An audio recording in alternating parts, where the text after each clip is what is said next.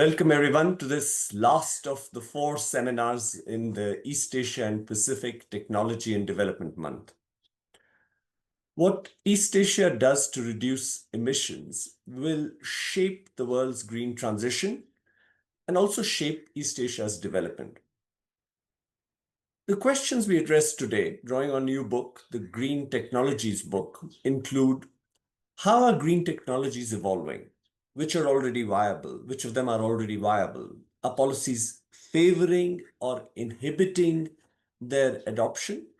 And finally, what needs to be done? We will begin with an introduction by the World Bank Vice President for South Asia, Martin Reza. Martin combines a brilliant economic mind with rich policy experience as the bank's country director previously for Brazil, China, Turkey, and Ukraine. Over to you, Martin. Thank you. Thank you very much, Aditya, and greetings from Washington, D.C. It's a pleasure to reconnect with a region that I spent 4 years learning and getting very fond of, East Asia. And it's particularly a pleasure to do this in the context of this book about the importance of green technologies in East Asia's coming economic trajectory. And the reason I say this is because a big part of my time when I was country director in China was devoted to exactly this question. And let me share a little bit with you how we looked at this question 5 years ago or 6 years ago, and then tell you what surprises me about today, and what we learned from that. So 6 years ago, we felt that a big challenge in the green transition was the supply side. We were worried that without major efforts, we might miss the technological possibilities of green technologies that we knew from science were clearly there, but that we knew were commercially still somewhat modern. And what has happened since is that the price of renewable energy sources, for example, has fallen by of about 10% a year.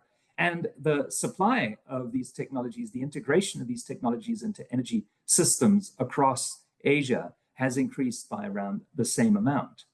So these are extraordinary technological changes on the supply side. We thought at the time that if China added 150 gigawatt of capacity a year, that, before 2030, that would be an extraordinary achievement. And in fact, this year, China is likely to add over 250 gigawatt of renewable energy capacity. So the supply side has developed beyond any of our optimistic expectations, both in terms of the increased supply and the impact that increased supply has had on prices as a result of what some in the literature call the so-called S-curves of technological innovation, where as the scale of production increases, the technological progress, and as a result, the price declines also accelerates. On the other hand, 5 or 6 years ago, we felt that if the supply side was responding adequately, there shouldn't be much of a barrier to integrating these renewable technologies, shifting rapidly away from fossil fuels. Emissions from the energy sector as a whole in East Asia is still increasing. The region accounts for about 40% of global emissions. And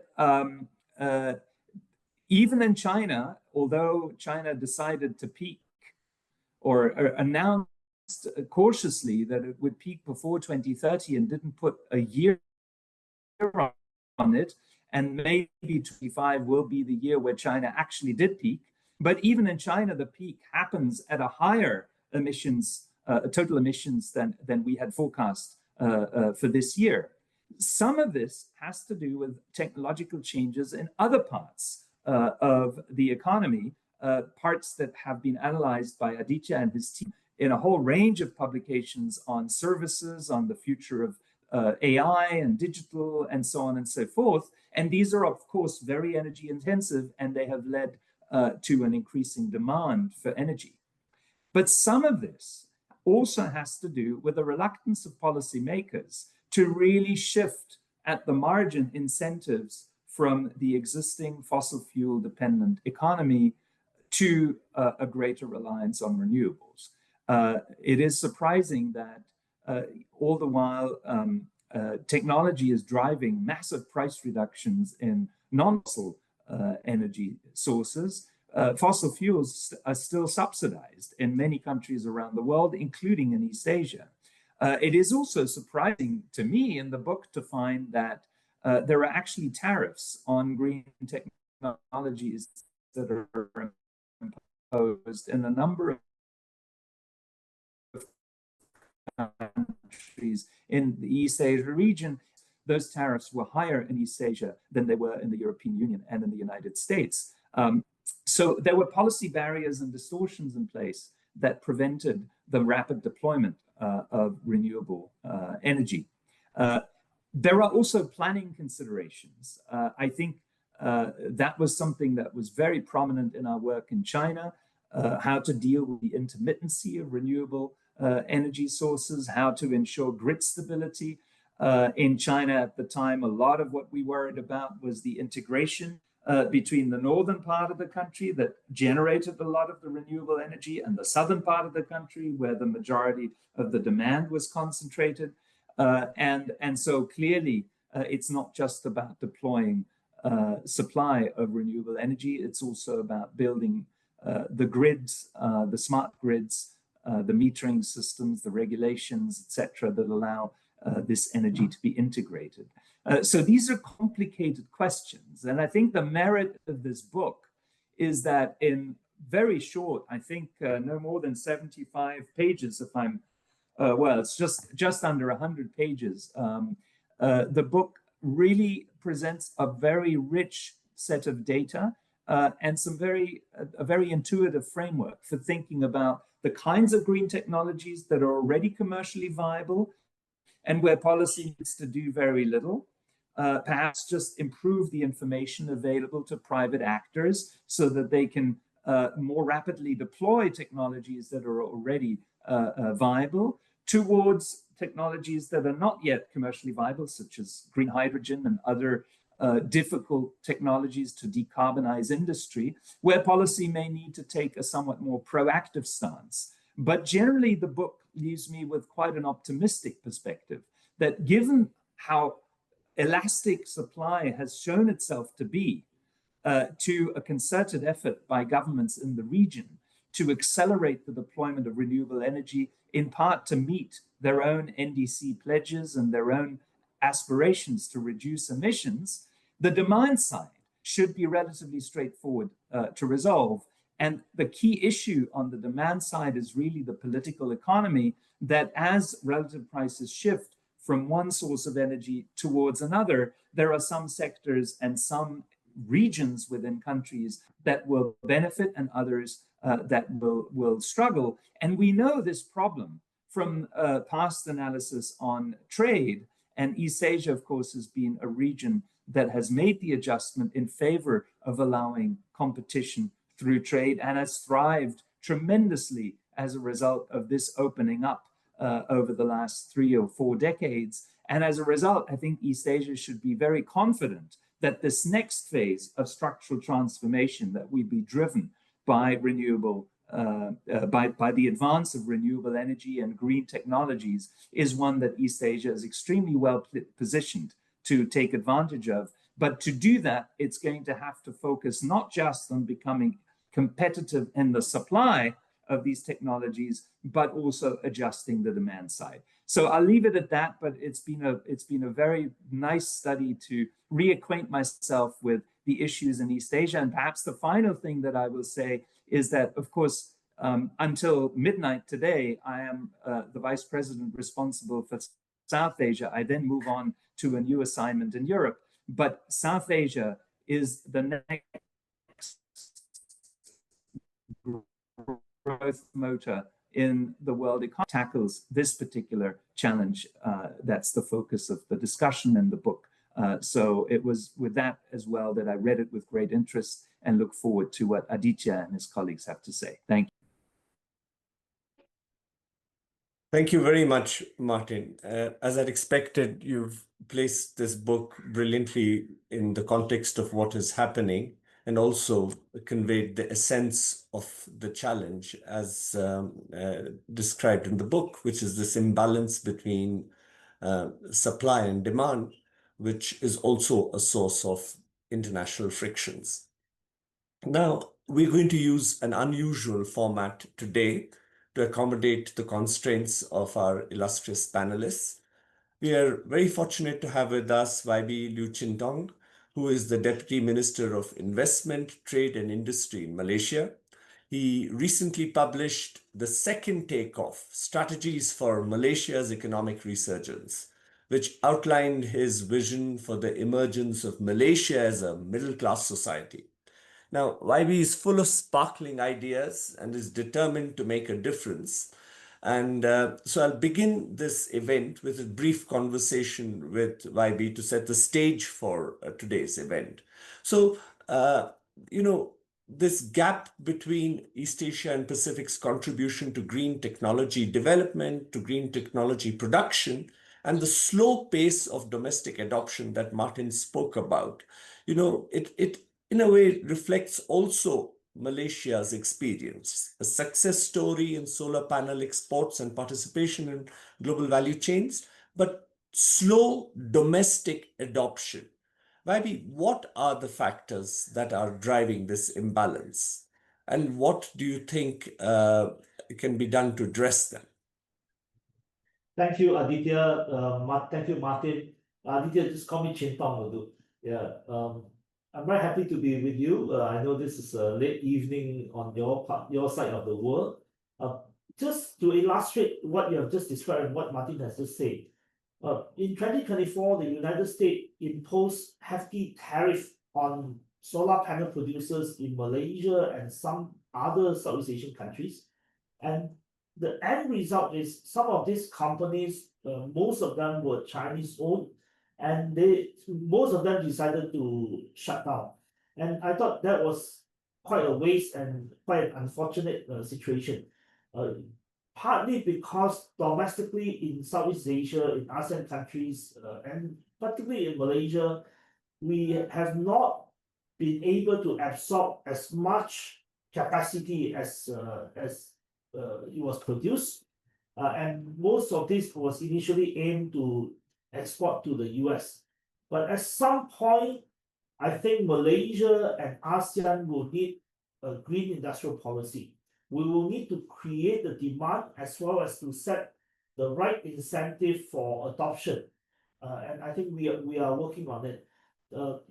Exactly on today, 1st of July, there will be a new tariff structure in Malaysia, new electricity tariff structure, which will allow for a lot more adoption of green technology, as well as creating a lot more opportunity for reduction of usage and also usage during non-peak hours. I won't go into the detail, but I think we are trying hard to create the incentive. But at some point, I think ASEAN countries must come together and say that we need to find the funding, whether through World Bank, through AIMB, through ADB. We need to create the funding to create some form of industrial policy to adopt the capacity that is produced in East Asia. Thank you, Aditya. Thank you, Waibi. One factor which also echoes what you said, one is proactively encouraging the adoption of green technologies. Others is to remove policies like fossil fuel subsidies, which create a bias against green technology. How much scope do you think there is progress on that front?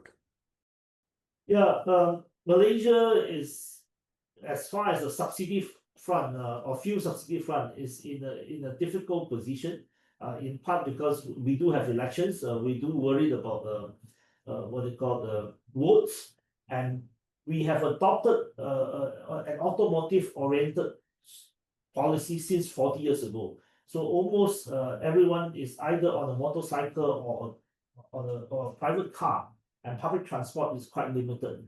So we are in a difficult process of transitioning. In 2024, the government removed diesel subsidy because diesel usually involve commercial vehicles, but what they call petroleum involve more users. So at some point we will have to remove it, and we have removed the diesel subsidy. We are now in the process of finding ways to remove petrol subsidy. One of the effort that my ministry, the Ministry of Investment, Trade and Industry, have just introduced is to create a council of eminent person in the automotive industry in order to deal with the balances. Number one, we want to see how to adopt EV, BEV, PHEV, REV, and all sort of energy efficient vehicles without threatening too much of the existing supply chain. So it's a difficult balancing. Secondly, we want to see how Malaysia can return to be a net oil exporter rather than an oil importer. We do export oil, but we have now become a net oil importer. Thirdly, how the automotive industry in Malaysia can associate itself with the semiconductor industry in Malaysia. Malaysia has a sophisticated semiconductor industry, but most of the time the semiconductor industry has been vertically integrated with MNCs, particularly with export to the United States as its main orientation. But now we want to see how to horizontally link the semiconductor industry with the domestic automotive industry. Now, these are the challenges, the three challenges that we are facing. And of course, the domestic players are very worried about influx of Chinese EV, which is cheap and with good quality. So those are the challenges and concern of both the traders of automotive and also the manufacturers. So they are domestic manufacturers, they are concerned. And these are the challenges that I think not just Malaysia is facing. Other ASEAN countries are also facing the challenge how to continue to ensure that the domestic manufacturers do not go out of business, while at the same time transition them into more green and renewable technologies. And at the same time, how to work with China and work with other industrialized Asian countries to prevent the second order effect of Trump tariff. So those are multiple challenges that we have to deal with, and I'm not sure how successful we are. We're trying. Thank you, Rabi. I think these are the questions that you also tried to address with Malaysia's new industrial master plan 2030. And we spoke about this question of creating global value chains where countries other than China participate more meaningfully and with greater sharing of technology. One dimension, again, is green infrastructure. And this is part of your master plan and seen as crucial for scaling up clean technologies. So can you give us a sense of how you plan to translate this vision into concrete projects, and how far Martin spoke about creating better national grids within China, but how much role do you see for regional grids, which are so important to balance these peaks and troughs in demand and supply for green technologies across regional grids across ASEAN countries? Yeah, thank you, Aditya. So nationally, we are going to invest a lot more into the national grid in order to ensure that the grid is integrated better, and also it is able to take in a lot more solar. So that I think is the national challenge that we are working on. The other side of the equation is that this year we have just what they call ASEAN is going to announce, and ASEAN has announced its intention, and ASEAN is going to conclude an agreement to formalize the effort for ASEAN Power Grid. Now, this is at the very initial stage to create an ASEAN Power Grid so that we can move that energy around the region to deal with inefficiencies and also to deal with inadequacy in different parts so that we can strengthen an ASEAN what they call economy, or create an ASEAN economy, create an ASEAN green economy out of it. We're at the very initial stage. And as I started earlier, I say I am concerned that we do need funding. We do need funding. We do need to put money where our mouth is. We do at some point need to think of either a Green Marshall Plan or a multilateral Belt and Road in order to finance the ASEAN Power Grid. I mean, you look back in history, money has to be available in order to make things happen. So some form of Green Marshall Plan, or if countries are not comfortable with a China-dominated program, then a multilateral program, which I think is necessary. And ASEAN may have to be at the forefront with the help of other multilateral agencies. We will have to think about how to finance the ASEAN Power Grid so that ASEAN Power Grid is not just benefiting those who can pay for it, but it's also creating widespread prosperity in the least developed countries in ASEAN. For instance, Laos likes to position itself as the battery of ASEAN, and it has all the potential. But we also need to ensure about equity. That means when Laos produces energy, Laos must also be able to enjoy and also enjoy the energy that they produce. I think that is the challenge that we will have to do together. Thank you very much. Maybe you have Yeah, one quick question. Okay. Yeah. Okay. Sure. Is that, Malaysia has initiated work on a carbon tax and emission trading schemes. Sorry, I think I'm in this meeting twice.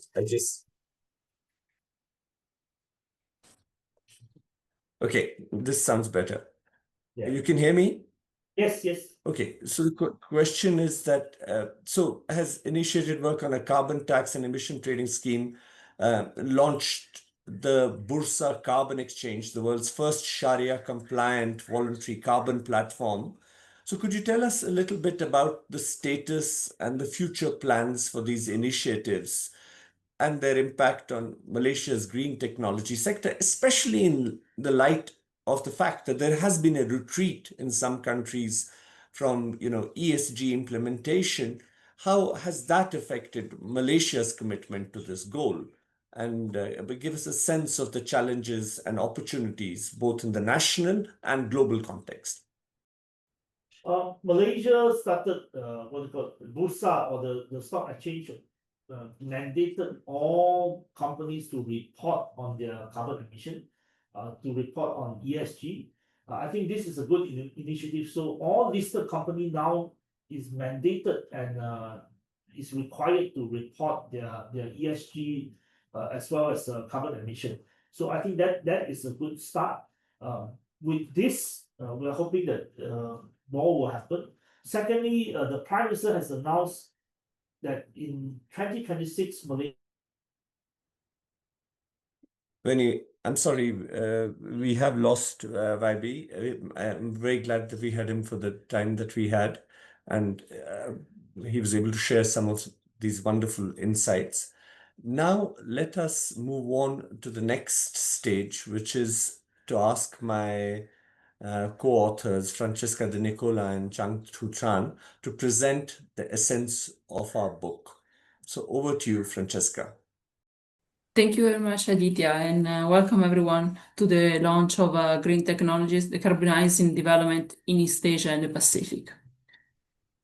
Throughout this presentation, we seek to answer 4 questions. First, why does development in East Asia and decarbonization matter? Second, which green technologies are already viable? Third, how is the developing East Asia contributing to the efforts towards decarbonization? And fourth and finally, we want to understand what needs to be done.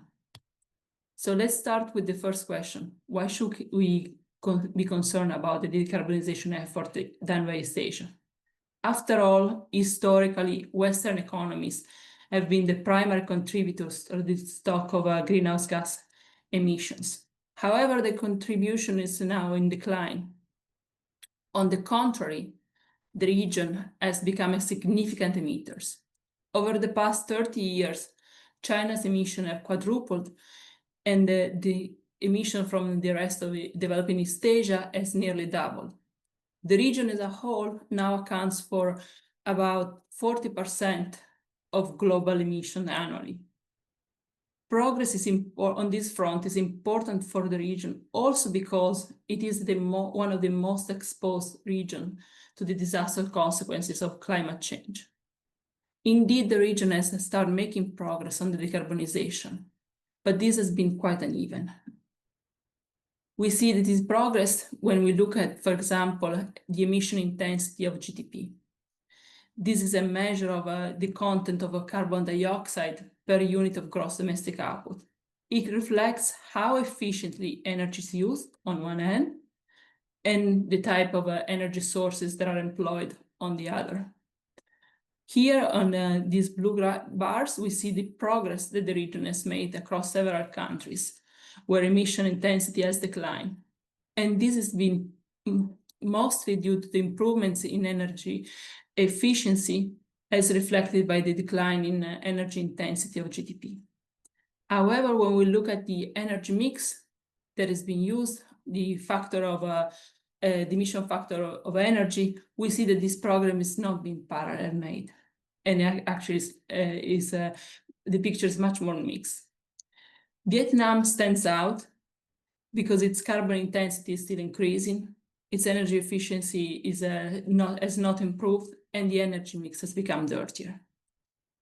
Technology can help towards this decarbonization process, but even the adoption of mature technology has been uneven. Here we focus on solar on one hand and wind on the other. And we see that in developing East Asia, it's the role of China as a leader in adoption, while Malaysia and Indonesia tend to lag further behind. Vietnam appears as a hero in this slide. It has expanded significantly its deployment of solar and wind energy. However, we should always remember the fact that still the bulk of its primary energy mix comes from fossil fuel sources. And coal accounts for about 45% of its energy supply, having replaced hydropower. Having seen the challenges that the region is confronting, we want now to turn our attention to what clean technologies can help. And specifically, we want to see which technologies are already viable. To answer this question, we turn our attention to the sectors that are responsible for relatively high shares of global emissions. And the evidence that we find is not comforting. We see that only solar and wind energies are cost competitive and viable today. Electric vehicle, heat pumps are on the way to become cost competitive and being mass marketed in the near future. However, energy storage, critical for renewables, battery electric trucks are still at an early adoption stage and may become viable only sometimes in the future. Green ammonia, green cement, carbon capture, use and storage are technologies that are even farther away from being viable.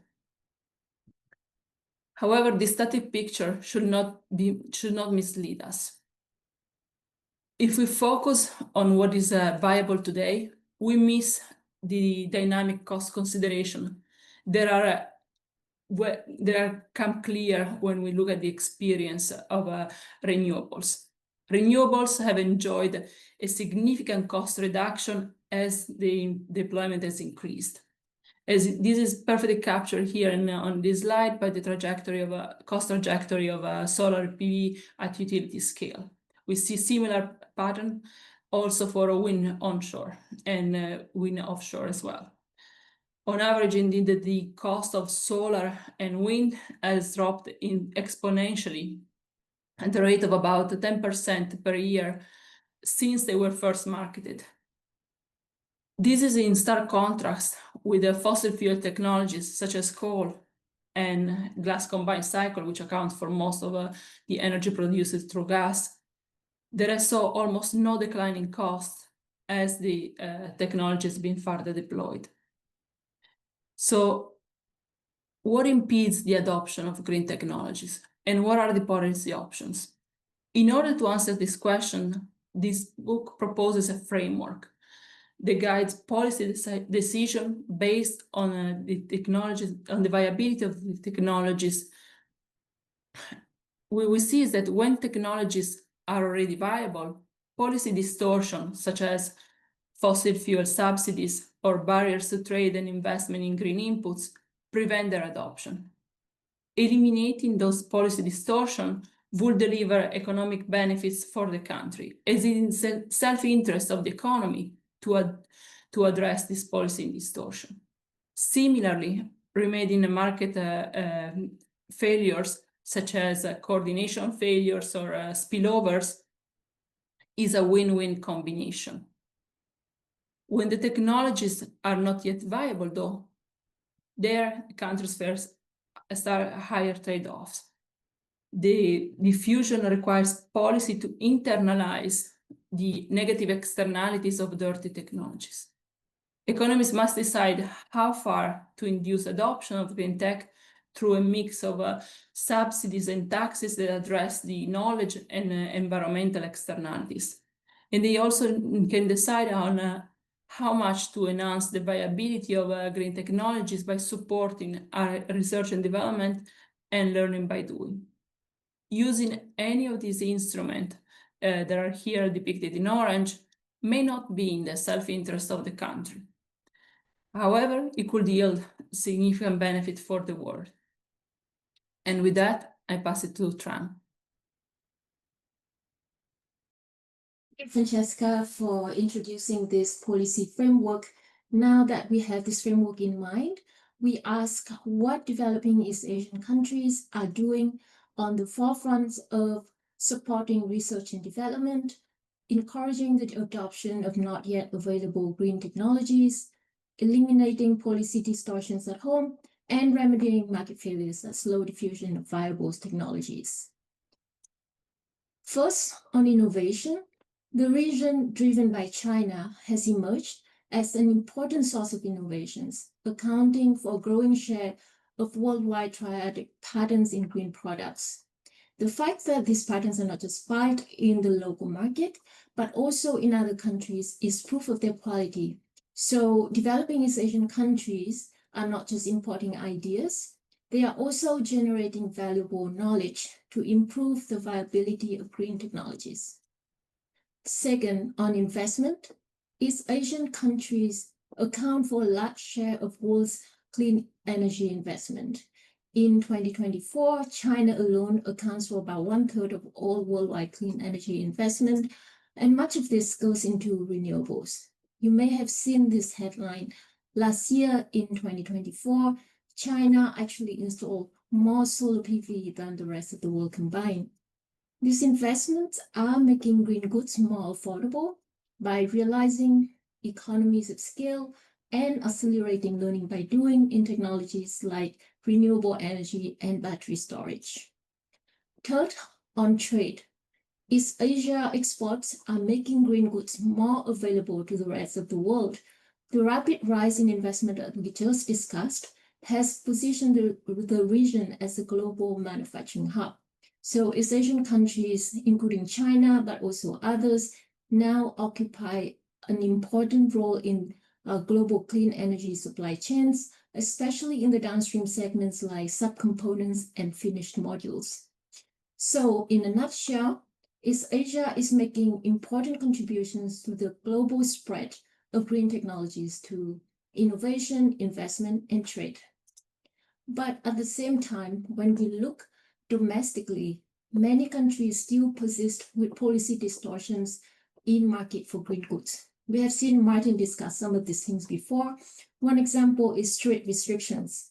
Developing East Asia imposes relatively high tariffs on green products compared to other emerging markets, and especially when compared to more advanced economies like the EU and the US.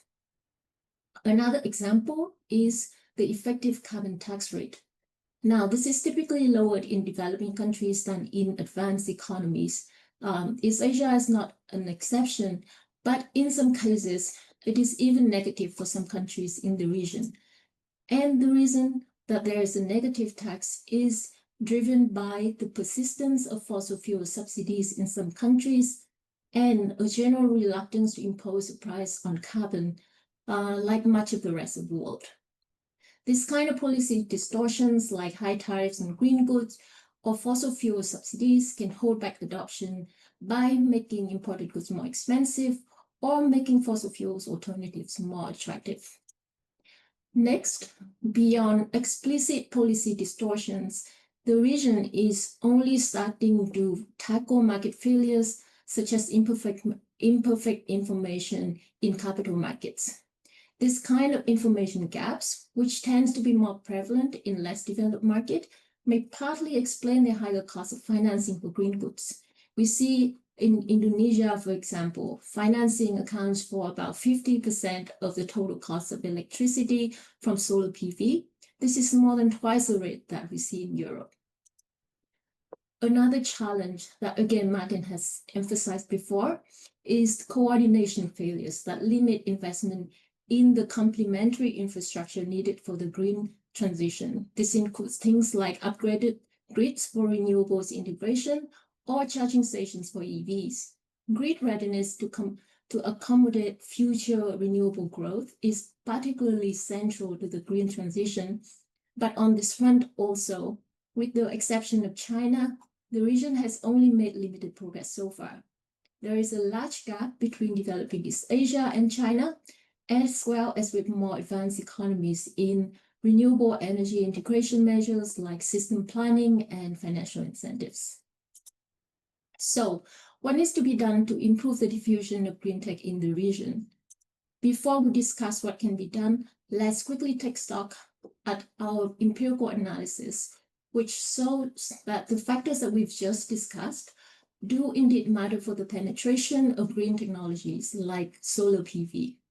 First is viability.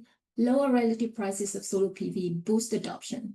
And when governments provide regulatory and financial support, adoption also increases. Conversely, higher fossil fuel subsidies and higher green interest rate can hurt diffusion. Now, these are the average patterns that we observe across countries, but as we know, reality is more complicated. New technologies can diffuse slowly, even as they become cheaper, because costs are uncertain or unevenly distributed, or existing technologies create inertia in the system. This is creating the so-called S-curve that, again, we have heard a lot in the context of new technologies. So what it means is that the most appropriate policy options will vary across countries.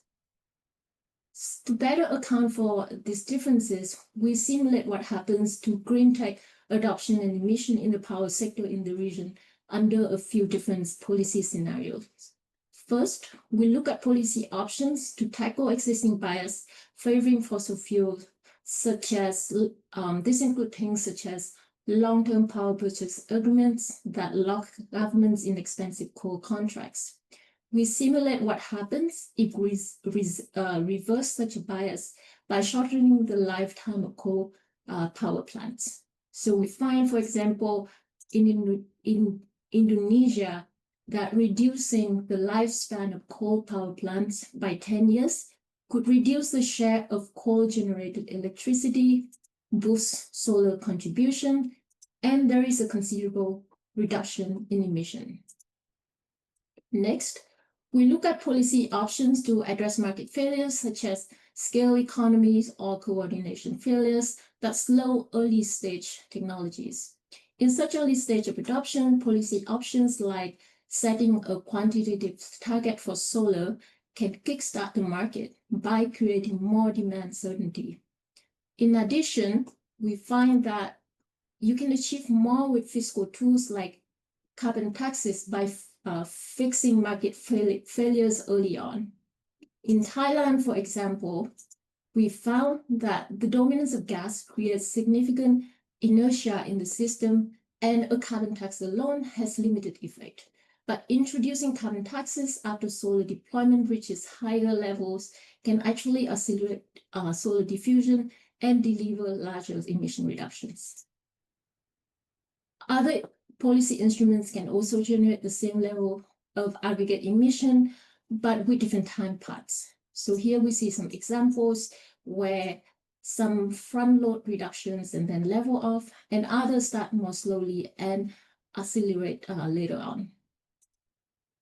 But how the burden is distributed differs with these policy tools, so the political economy of these options also differs. So for example, the burden of a carbon tax would be borne by consumers while generating government revenue, whereas for a green subsidy, it would benefit consumers at the cost of the government budget. These considerations influence what's feasible to implement in practice. Further, in choosing their policy course, the region must also consider international spillovers. On a positive note, green industrial policy is helping to reduce the prices of green goods. When a good receives subsidies from China, for example, we see that other emerging market economies can import it more cheaply on average. This is also true with subsidies from other countries globally. So interestingly, while countries are still reluctant to impose a price on carbon, green industrial rivalry is helping the world decarbonize. But at the same time, we can't rely on this alone to make further progress.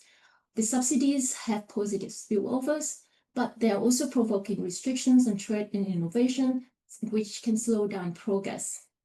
Our empirical analysis finds, for example, that policy restrictions on technology and knowledge flows are not just hurting innovations in Chinese firms, but also they hurt US firms that are collaborating with Chinese firms. So in general, less knowledge flow, fewer inventions are getting patented. Now, with all of that considered, developing East Asia has a balancing act to do. Our policy framework, again, suggests 3 actions in order of priority. First, do no harm, eliminate distortionary policies, phase out fossil fuel subsidies, reduce tariffs on green goods. This could deliver both economic and environmental benefits, but countries also need to cushion the losers with targeted transfers and support for reskilling, for example. Second, fix domestic market failures like imperfections in information that limits green credit or coordination failures that limit green infrastructure. This can also deliver win-wins, but it is harder to implement, and especially for small countries. Together, these 2 actions increase national welfare and can be undertaken unilaterally as soon as the necessary complementary policies are in place. But going further towards inducing the adoption of non-viable, either through carbon taxes or green subsidies, would involve incurring an economic cost to secure the environmental benefits. So does action to enhance technology viability. So because of this economic cost, how far the region is willing to go will depend on the commitments that they have already made and action from the rest of the world. These actions will determine the benefits that they receive in return through things like financial or technical support, cut in harmful pollution, as well as domestic learning that they can benefit from. So with this cautiously optimistic note in mind, let me pass on the floor to our panelists.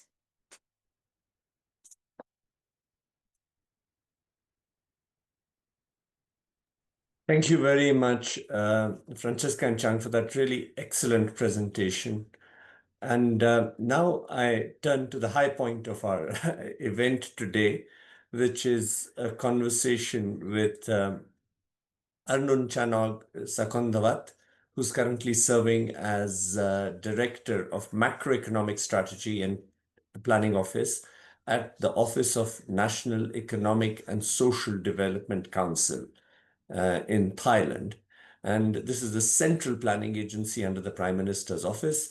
And we are privileged to have you with us, Arnun Chanog. Thank you very much for being here. Thank you very much.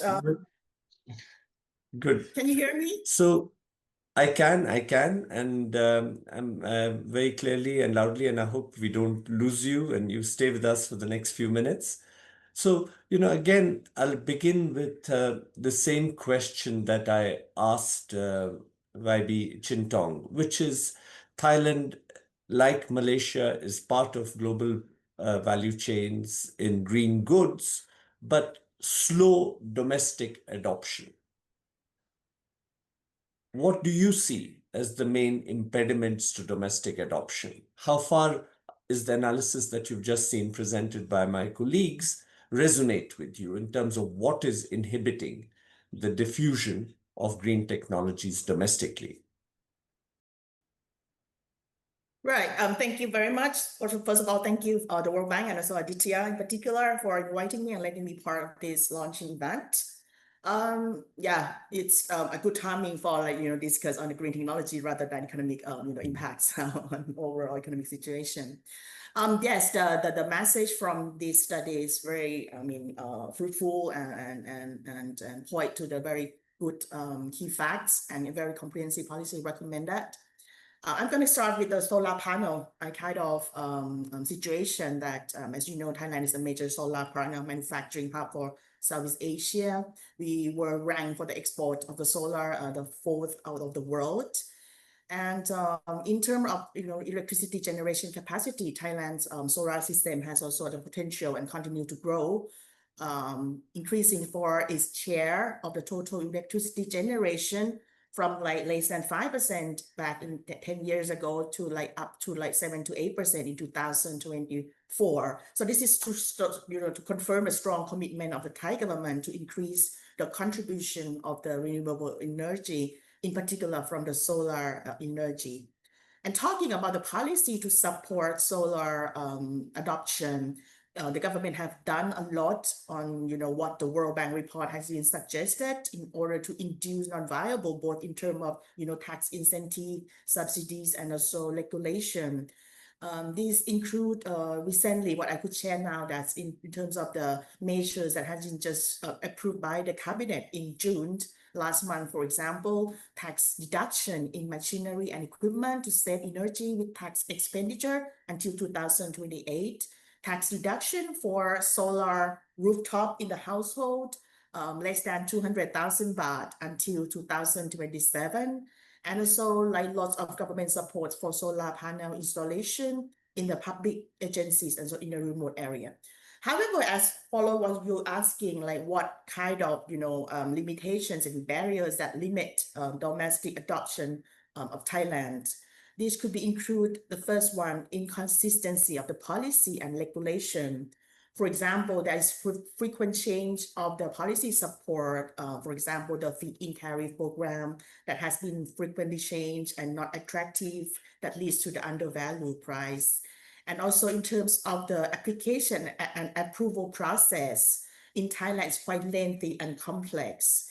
Include both in the form of power purchase agreement, for a project developer, especially for the large solar farm, and also for the solar rooftop for the household level as well. If you have, you have to get approval and register if you want to having the solar rooftop. And also if you want to sell it to the system, you also have to get another approval. Another thing that would be the fact that we still not yet having the full net metering policy. We're still using the net billing, which generally have low return on investment and thus, reduces the financial attractiveness for rooftop solar. What other factor I would share would be in terms of the limitation of the technical and infrastructures, especially over the grid capacity limits in some of the rural area that have weak grid capacity, which make it difficult to absorb the new solar, generation.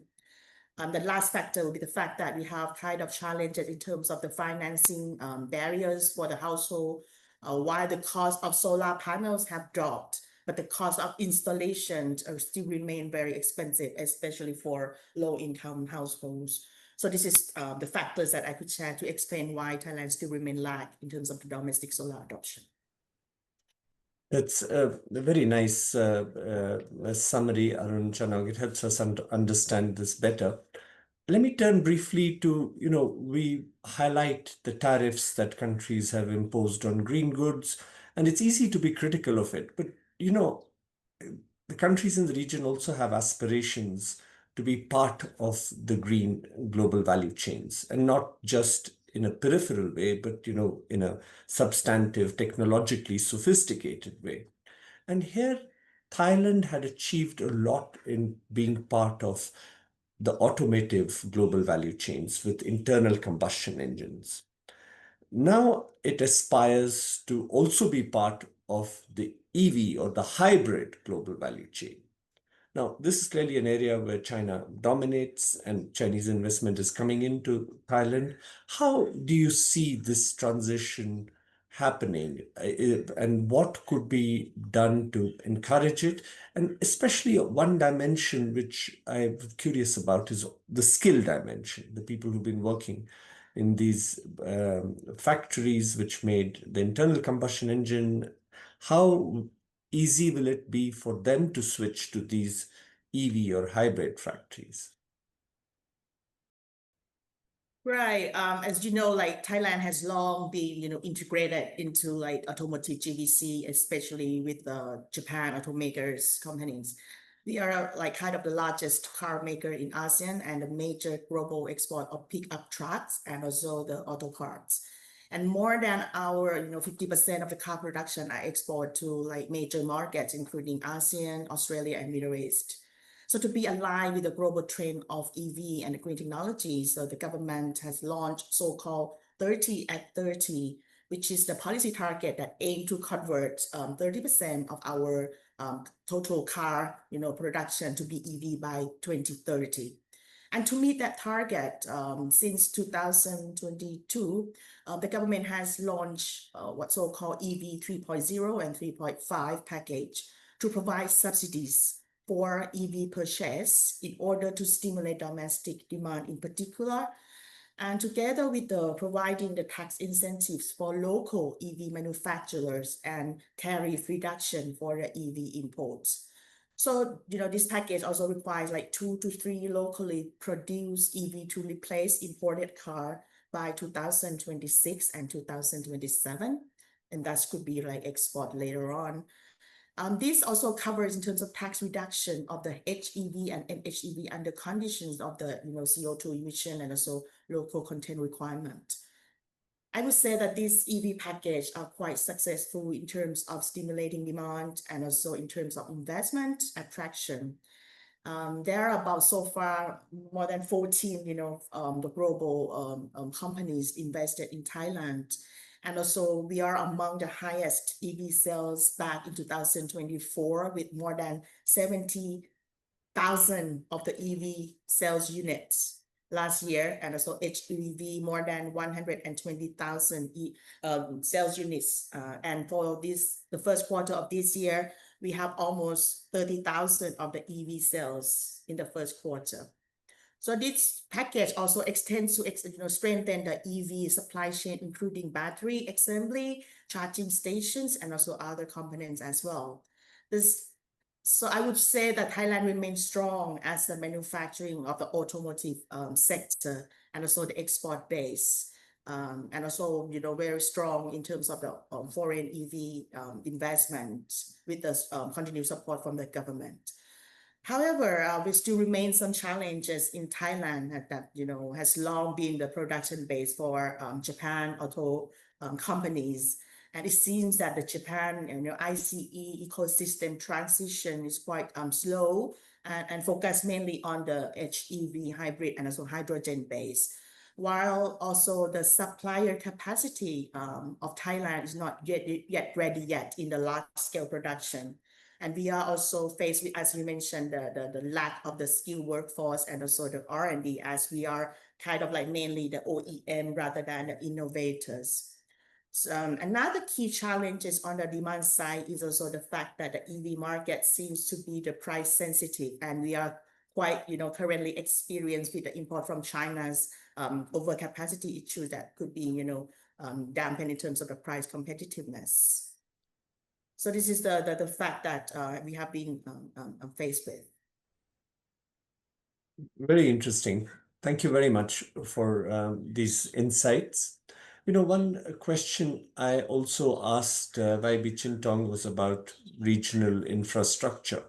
Now, the Thai Public Electricity Company already provides services to neighboring countries.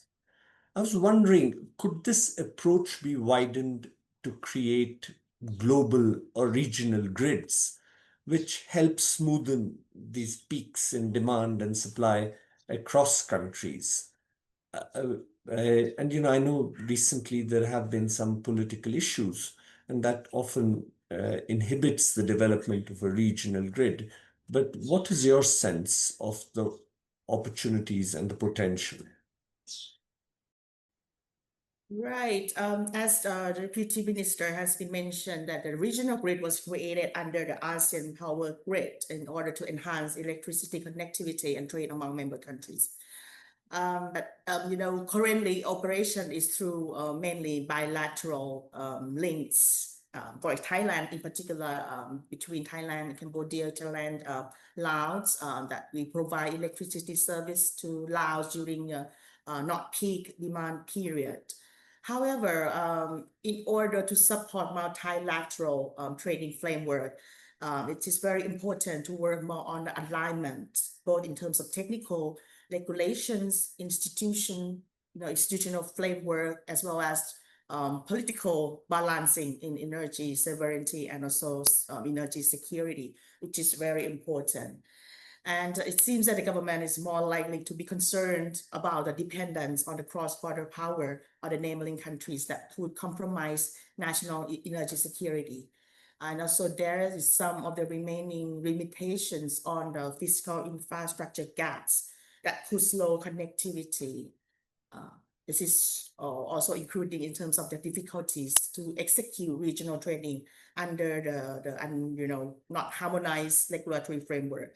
So I think there would be room for improvement to get it to be done in order to support this multilateral trading. Thank you. No, I see this as a challenge in all sorts of infrastructure and how we can create greater trust and greater guarantees to induce countries to be willing to invest in what are ultimately relationships of mutual dependence. I think is going to be an important challenge going forward. If I can turn finally to this question of carbon pricing and ESG practices. Now, I know that Thailand has piloted a voluntary carbon credit exchange scheme. And I know that you are leading macroeconomic modeling exercises. So what do we learn about what carbon pricing might mean for Thailand, and how might the insights that you're producing inform the government strategy? Right. I would like to start by updating what are the key progress in Thailand on carbon pricing. Just recently, in January this year, the cabinet just approved for the carbon tax, in which that there is an amendment of the Excise Tax Act to embed a carbon tax into the existing fuel excise rates, including gasoline, diesel, and also the LPG. For the ETS, mandatory ETS is underway. The government is planning to introduce the first ever climate change bill, which is under the process and expected to get into the parliament by next year. Also, the government has also set up the new body, new Department of Climate Change and Environment under the Ministry of Natural Resources and Environment, in order to serve as a key agency to align the policy formation and also the implementation for the climate change issue and also the emission reduction across the country. As you mentioned, currently Thailand has adopted what we call Thailand Voluntary Emission Reduction or the TVER programs, which established since 2015. And also we have the initiative to establish what's so-called digital exchange platform by the Federation of Thai Industries and also Thailand Management of the Greenhouse Gas Emission Office. As for the question regarding the macroeconomic modeling, NESDC, I would say we don't have yet our own model that incorporating environment or the carbon emission impact dimensions yet. And if we would be appreciated if we could have potential technical assistance from the World Bank in particular in order to constructing the structural model to assess this impact.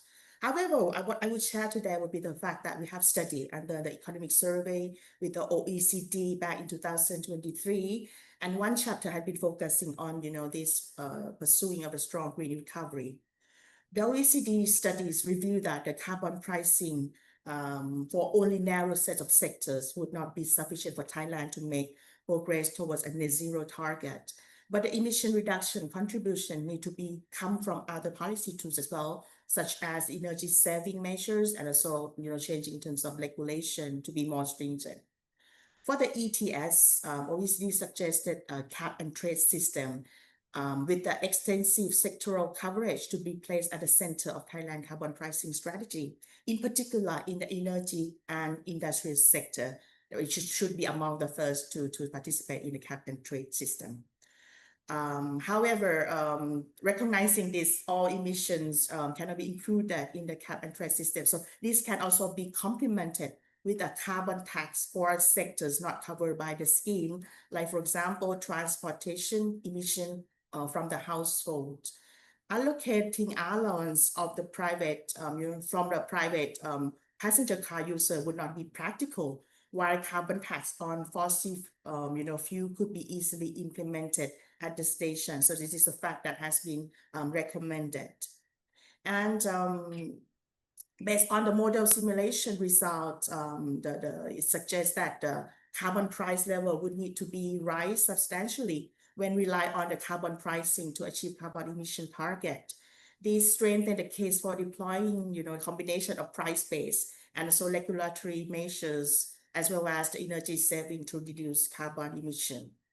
For regulations, the study also suggested that to make environmental regulation more stringent, including air pollution, emission standards for coal power plants, and also combustion engine cars. Moreover, the study also suggests that about air pollution tax to be as a useful tools to be complemented with the ETS.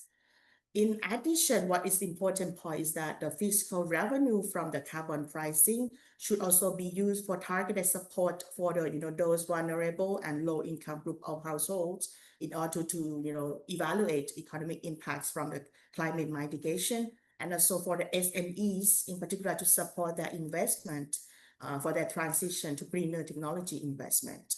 So the key point of the decarbonization needs to also make some progress, but also should not make impact on the low income and vulnerable groups of people as well. So this is what I could share at the moment for carbon pricing. Such a rich and thoughtful and comprehensive response, which also shows how sophisticated your thinking is. And as Martin said, why there is reason for optimism, because just as you have led the way on the supply side, your thinking now shows that you're sensitive to the need to also stimulate. And in fact, Thailand was ahead of the curve. Many of its supports for the EV sector often focus first on demand and now is more sensitive to the supply. So you have broken many molds, both in your own work and in your national experience. Thank you very much, Arunachal, for joining us. I think it was wonderful to have you here and for you to be able to share your insights. And if there is any way that the World Bank can assist, I can unilaterally volunteer our institution to help. That brings us to the end of our seminar series on technology and development. all our books are available from the World Bank, East Asia and Pacific Chief Economists website. I hope very much you'll visit, and I hope very much you'll take a closer look at our work, which is really a work in progress, but the main object was to engage all of you in this important conversation. And I'm deeply grateful to all of you for having attended, to my colleagues, Francesca and Chang, for their excellent presentations and the work on the book. And as usual, to Maria Laura for having organized this all so well, and Brad for his mastery of the medium. Thank you very much, everybody, and hope to see you all again soon. Bye-bye. Thank you. Bye.